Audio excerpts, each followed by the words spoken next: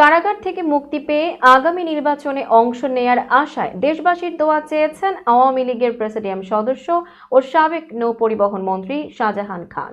বুধবার সকালে বৈষম্য বিরোধী ছাত্র আন্দোলন কেন্দ্রিক যাত্রাবাড়ী থানার হত্যা মামলায় গ্রেপ্তার দেখানোর বিষয়ে শুনানির আগে আদালতে তোলার সময় একথা বলেন তিনি।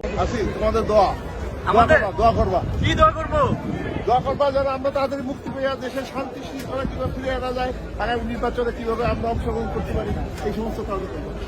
এদিন সকাল 10টা নাগাদ আদালতে তোলা হয় শাহজাহান খান, আনিসুল হক, কামাল মজুমদার, আতিকুল ইসলাম ও সোলাইমান সেলিম সহ অন্যান্য আসামিদের। এ সময় এক সাংবাদিক তার খোঁজ নিলে শাহজাহান খান বলেন, আছি তোমাদের দোয়ায়, দোয়া করবা আমার জন্য। সাংবাদিক জানতে চান কি দোয়া করব।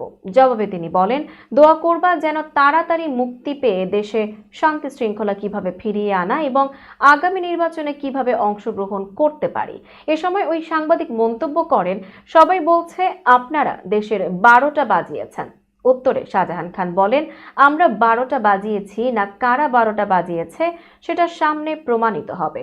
পরে আদালতের কাঠগড়ায় তোলা হয় আসামিদের। সকাল 10টা 15 মিনিটে বিচারক এজলাসে বসলে তাদের গ্রেপ্তার দেখানোর শুনানি শুরু হয়।